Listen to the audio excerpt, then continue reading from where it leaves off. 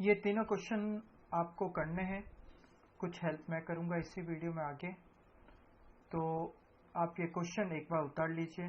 मैं केवल आपको कुछ सेकंड के लिए ये क्वेश्चंस दिखा पा रहा हूँ। आप स्क्रीन को पॉज करके इन क्वेश्चन को उतार लीजिए। यह लघुत्रात्मक का 5वां क्वेश्चन है। इसके बाद में लघुत्रात्मक का 8वां क्वेश्चन भी हम करेंगे। लघुत्रात्मक का 5वां क्वेश्चन तो था इनकम से रिलेटेड, ये 8वां क्वेश्चन है खर्चे से रिलेटेड। ठीक है, ये भी आप अपनी कॉपी में पहले लिख लीजिए ताकि वीडियो में आके जो सॉल्यूशन करवाऊं तो आप इसको समझ सकें। इसके बाद मैं आपको करवाऊंगा लघुत्रात्मक का क्वेश्चन नंबर 12। जी हाँ, शॉर्ट आंसर टाइप क्वेश्चन है। इसके अंदर आपको ओपनिंग कैपिटल फंड की कैलकुलेशन करनी है। ठीक है, यहाँ तक कोई दिक्कत आपको आएगी नहीं। ये क्वेश्चन आप पहले उतार लेंगे तो आपको इसको करने में आसानी। आपने स्क्रीन पे क्वेश्चन देखा होगा, आपकी बुक में पेज नंबर 336 पर ये लघुत्रात्मक प्रश्न नंबर 5 है। इसमें पूछा है कि लॉकर किराए की मद को आप किस प्रकार दिखाएंगे। निम्नांकित सूचनाओं से 31 मार्च 2017 को समाप्त होने वाले वर्ष के आय व्यय खाते और उसी दिन के चिट्ठे में एक क्लब के लॉकर किराए की मद को आप किस प्रकार दिखाएंगे। प्रश्न में दिया गया आउटस्टैंडिंग लॉकर रेंट वर्ष के शुरू में है 500 रुपए, वर्ष के अंत में है 700 रुपए। एडवांस लॉकर रेंट है 300 रुपए और वर्ष के शुरू में है 300 रुपए और वर्ष के अंत में है एडवांस लॉकर रेंट 400 रुपए। फिर दिया हुआ है locker rent received during the year 5000 rupees, 5000 रुपए। ये लॉकर रेंट खर्चा नहीं है बल्कि इनकम है, आय है। एक आय की गणना कैसे की जाती है हमने आपको पिछले वीडियो में बताया है, सब्सक्रिप्शन के रूप में। सब्सक्रिप्शन किसी गैर व्यापारिक संस्था के आय का मुख्य स्रोत है। उसकी गणना जिस तरह से की जाती है वही तरीका आपको इस लॉकर एंड नामक आय के लिए भी अपनाना पड़ेगा। तो इस लॉकर रेंट की कैलकुलेशन के लिए सबसे पहले आप लिखेंगे रिसिप्ट एंड पेमेंट अकाउंट से 5000 रुपए जो प्राप्त हुए हैं। ठीक है, हालांकि इससे रिलेटेड क्वेश्चन आपको पहले करवाए जा चुके हैं तो मैं ये केवल ऑरली समझा रहा हूं, आप इसे स्वयं करें। ठीक है, तो टोटल हमने जो चंदा प्राप्त किया है वो किया है 5000 रुपए। ठीक है, यहां से शुरू कर लेते हैं। 5000 रुपए हमने टोटल चंदा प्राप्त किया है। वर्ष के शुरू में जो बकाया चंदा था, लॉकर रेंट जो बकाया था वो था 500 रुपए। वर्ष के प्रारंभ का बकाया हमेशा हम क्या करते हैं, लेस करते हैं। क्यों करते हैं लेस?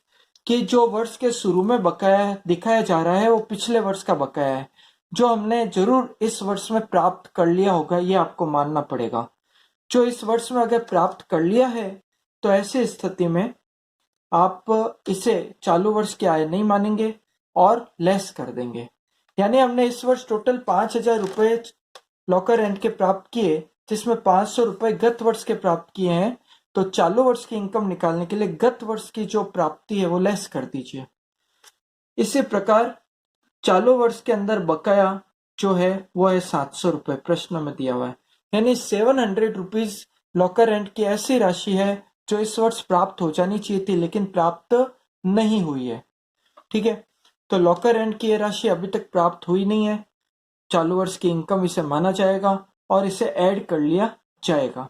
ओके, उसके बाद में वर्ष के प्रारंभ में एडवांस लॉकर रेंट दिया हुआ है। हमने लॉकर रेंट एडवांस में प्राप्त किया था गत वर्ष में, यानी वर्ष के शुरू में दिखा रहा है, तो गत वर्ष में ही हमने प्राप्त किया था। जो गत वर्ष में अगर लॉकर रेंट प्राप्त किया है तो वो चालू वर्ष के लिए क्या है, इनकम है। गत वर्ष का चालू वर्ष के लिए एडवांस मिला यानी चालू वर्ष की इनकम है, तो उसे चालू वर्ष की आय मानते हुए हमें क्या करना पड़ेगा, ऐड करना पड़ेगा। तो ये 300 रुपए हम क्या करेंगे, ऐड करेंगे। इसी तरह आगे दिया गया चालू वर्ष में हमें, करंट ईयर में हमें 400 रुपए एडवांस में प्राप्त हुए हैं लॉकर रेंट के। तो 400 रुपए जो हमें चालू वर्ष में अगले वर्ष के लिए मिले, इसका मतलब वो किस वर्ष की आय है, अगले वर्ष की आय है, चालू वर्ष की आय बिल्कुल भी नहीं है। तो 5000 रुपए में ये 400 रुपए शामिल है जो हमें मिले, तो हम क्या करेंगे, लेस करेंगे ये 400 रुपए। इस तरह ये कैलकुलेशन हम करें तो क्या आंसर आता है आप लोग चेक कर लीजिए। इसका उत्तर आप कैलकुलेशन करें, 5,000 माइनस 500 4,500 प्लस 700 5,200, 5,200 में 300 जोड़िए तो 5,500 होते हैं। 5,500 में से 400 माइनस हुए तो ये आंसर आएगा 5,100। यानी कि इनकम एंड एक्सपेंडिचर की इनकम साइड में हम कितने रुपए दिखाएंगे, इनकम एंड एक्सपेंडिचर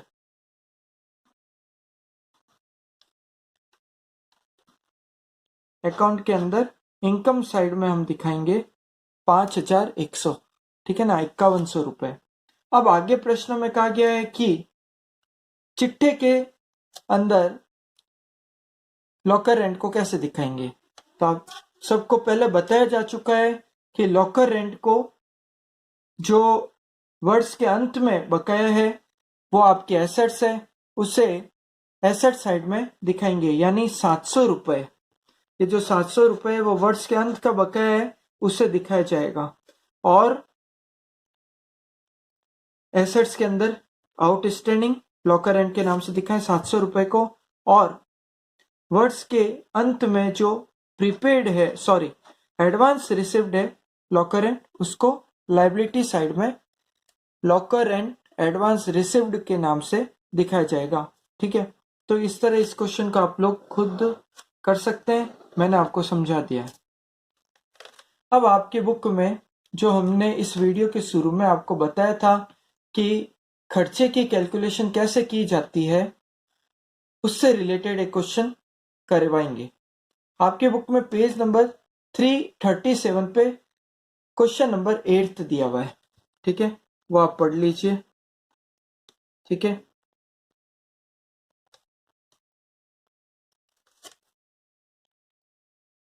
निम्नलिखित सूचनाओं से 31 मार्च 2017 को समाप्त होने वाले वर्ष के आय व्यय खाता उस दिन के चिट्ठे में दिखाई जाने वाली विविध व्यय की राशि बताइए। ये वाला क्वेश्चन भी मैं आपको इस वीडियो में दे दूंगा, आप लोग उस क्वेश्चन को देख करके अपने रजिस्टर में लिख लीजिए और फिर मैं जो सॉल्यूशन करवा रहा हूं उसे समझ के कर लीजिए। तो विविध व्यय की राशि हमें कैलकुलेट करनी है, तो हेडिंग डालेंगे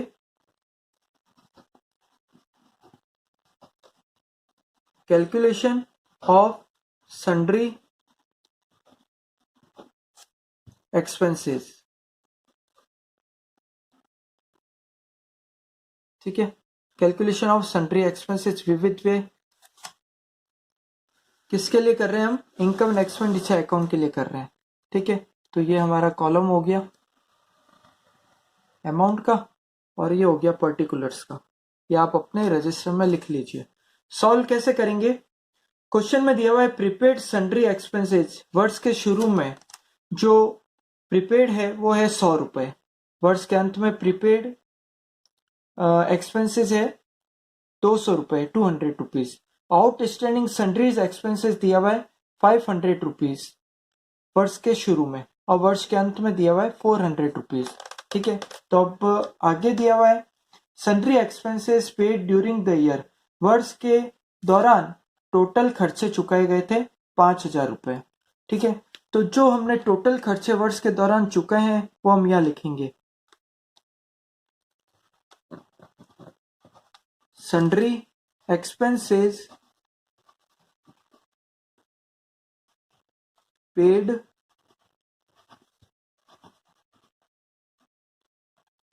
ड्यूरिंग द ईयर।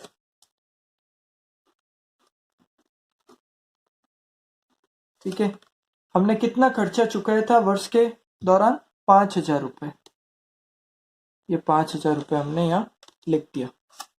आगे आप क्वेश्चन को पढ़ें, मैंने आपको वीडियो के शुरू में ही बता दिया था कि किस तरह कैलकुलेशन की जाती है। तो सबसे पहले हम लेस करेंगे। ठीक है,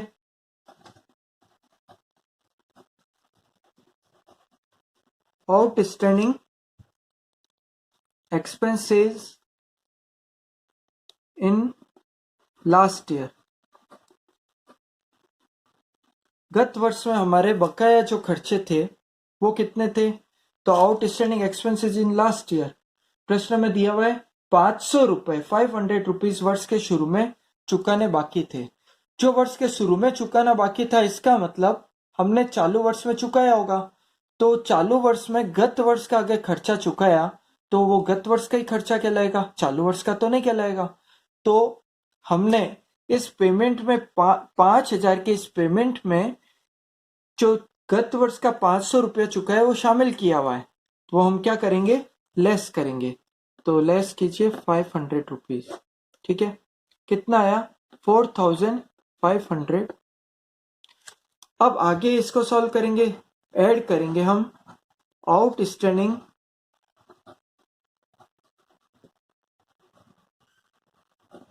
एक्सपेंसेस इन करंट ईयर। चालू वर्ष में कितना आउटस्टैंडिंग है, तो यहां लिखा हुआ है आउटस्टैंडिंग एक्सपेंसेस इन करंट ईयर 400 रुपए, 400 रुपीज। तो 400 रुपीज हम क्या करेंगे, ऐड करेंगे। कितना आ जाएगा ये, 4900 4900 हमारे अब तक की कैलकुलेशन है। इसके बाद हम क्या करेंगे, ऐड करेंगे।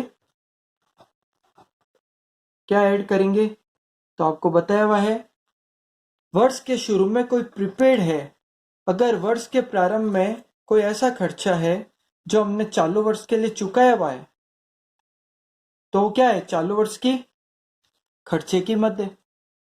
ठीक है, समझ रहे हैं आप लोग। पिछले वर्ष हमने चालू वर्ष का खर्चा चुकाया, वो पिछले वर्ष के लिए प्रीपेड है। तो क्वेश्चन में दिया हुआ है पिछले वर्ष में प्रीपेड कितना है, 100 रुपए। तो पिछले वर्ष का जो प्रीपेड है वो चालू वर्ष का ही खर्चा होता है। पिछले वर्ष हमने एडवांस में चुका है, यानी चालू वर्ष के लिए चुका है। तो चालू वर्ष का खर्चा हमें ऐड कर देना चाहिए, शामिल कर देना चाहिए। तो प्रीपेड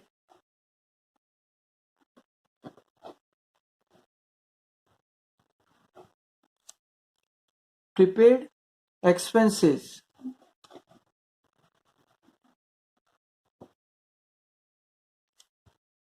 इन लास्ट ईयर। हमने खर्चा जो एडवांस में लास्ट ईयर चुकाया था वो कितने रुपए हैं, 500 नहीं 100 रुपीज। तो ये 100 रुपीज आप यहाँ लिख दीजिए। कितना हो जाएगा ये, 5000 टोटल। ठीक है, इसके बाद हम क्या करेंगे, लेस क्या करेंगे, प्रीपेड एक्सपेंसेस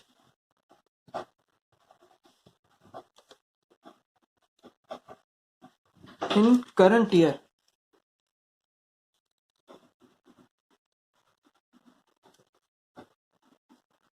प्रीपेड एक्सपेंसेस इन करंट ईयर कितने रुपए हुए, 200 रुपए, 200 रुपीज। ठीक है, तो ये हम लेस करेंगे। क्यों लेस करेंगे, क्योंकि चालू वर्ष में जो खर्चा आप अगले वर्ष के लिए चुका रहे वो इस साल का खर्चा नहीं है, और जो इस साल का खर्चा नहीं है तो उसे 5000 में शामिल होने से कोई मतलब नहीं, उसे लेस करना पड़ेगा, उसे हटाना पड़ेगा 5000 में से। तो हम ये लेस कर देते हैं, 4800 आ जाएगा। तो ये वह राशि है जो आप एक्सपेंडिचर साइड में दिखाएंगे। तो यहां लिखेंगे अमाउंट ऑफ सन्ड्री एक्सपेंसेस। ठीक है ना, for current year. Current year कौन सा है, 2017। ठीक है ना, 2016-17 ये आपका आंसर हो जाएगा। ठीक है, तो ये आपको समझ में आ गया होगा। इसी तरह एक और क्वेश्चन आपकी बुक में दिया हुआ है, क्वेश्चन नंबर 12। इसमें आपको क्या करना है, प्रारंभिक पूंजी कोष निकालना है। प्रश्न क्या लिखा हुआ है, क्वेश्चन नंबर 12, उसमें लिखा हुआ है निम्नांकित सूचनाओं से एक क्लब का 1 अप्रैल 2016 को पूंजी कोष ज्ञात करो। मैं आपको बता चुका हूं पूंजी कोष ज्ञात करने का एक ही तरीका है, आप प्रारंभिक चिट्ठा या स्थिति विवरण बनाइए। प्रारंभिक स्थिति विवरण जब आप बनाएंगे तो उसमें एक तरफ एसेट्स और दूसरी तरफ लायबिलिटी आएगी, दोनों का जो डिफरेंस होगा वही कैपिटल फंड होगा। ठीक है, तो यहाँ प्रश्न में जो सूचनाएं दी हुई है वो हम यहाँ लिख लेते हैं। तो सबसे ऊपर हेडिंग डालेंगे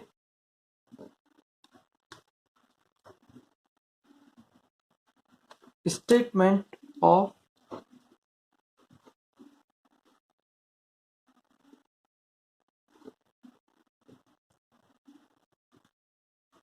अफेयर्स। ठीक है, आप डेट डाल दीजिए एज ऑन। ठीक है, यहाँ मैं आपको सीधे ही इसका सॉल्यूशन करवा रहा हूं। एज ऑन अप्रैल 1 2016, ये आपको लिखना पड़ेगा। एक कॉलम हो गया लाइबिलिटीज का। ठीक है, तो ये है लाइबिलिटीज का कॉलम और दूसरा है एसेट्स का कॉलम।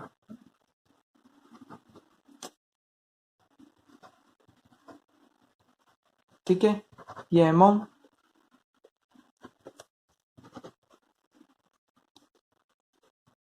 ठीक है, ये अमाउंट। अब क्वेश्चन में दिया हुआ है सब्सक्रिप्शन आउटस्टैंडिंग। साल के शुरू में, वर्ष के शुरू में जो आउटस्टैंडिंग सब्सक्रिप्शन है, आप सबको ध्यान है ये इनकम है, एक्रूड इनकम है, और एक्रूड इनकम हमेशा कहाँ आती है? एसेट्स में। तो यह लिखेंगे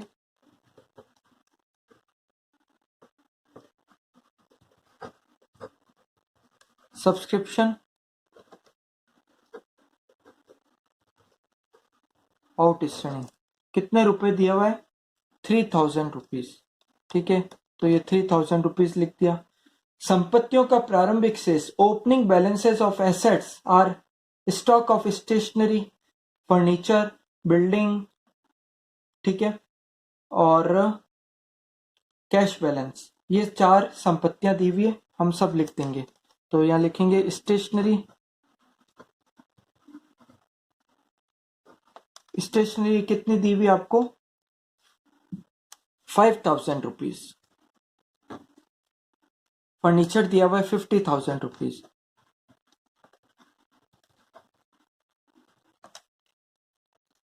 तो ये भी लिख दीजिए फर्नीचर 50,000 रुपीज।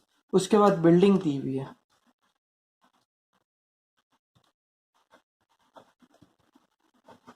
बिल्डिंग कितनी दी हुई है? 2 लाख रुपीज। ठीक है ना, तो 2 लाख रुपए आप लिख दीजिए।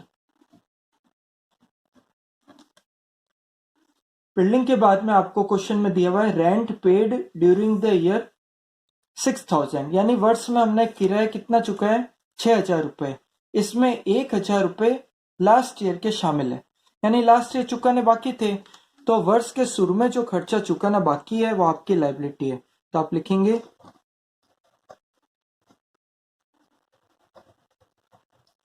Outstanding rent. कितना चुकाना बाकी था? ये किराया।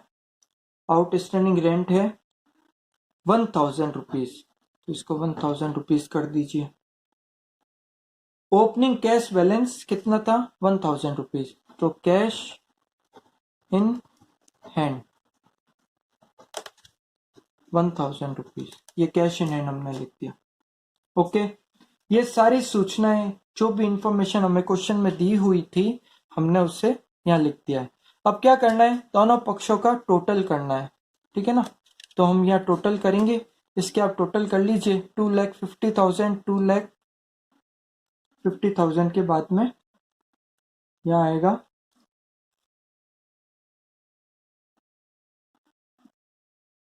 2,58,000, 59,000, 2,59,000। माफ कीजिए, प्रारंभिक रोकड़ शेष 10,000 है। ठीक है, तो ये हमने लिख दिया। यहाँ इंग्लिश के अंदर दिया हुआ है 1000 और हिंदी में दिया हुआ है 10,000। हम हिंदी वाले को सही मान के कर रहे हैं। अब यहाँ की टोटल कितनी आ रही है? 2,60,000, 2,68,000। तो यहाँ लिख दीजिए 2,68,000। ठीक है, उसमें से 1000 आप लेस करें तो क्या आ जाएगा? Capital fund.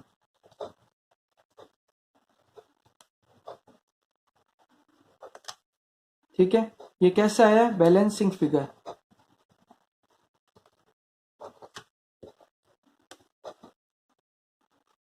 ये आपको ब्रैकेट में लिखना जरूरी होगा।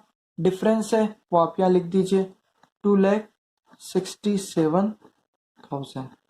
ये आपकी कैपिटल फंड है। यहाँ की टोटल लगा दीजिए 2,68,000। इस तरह ये क्वेश्चन कंप्लीट हुआ। आप इसे अपने फेयर रजिस्टर में कर लीजिए। ठीक है, ओके, आज के लिए इतना ही। Thank you.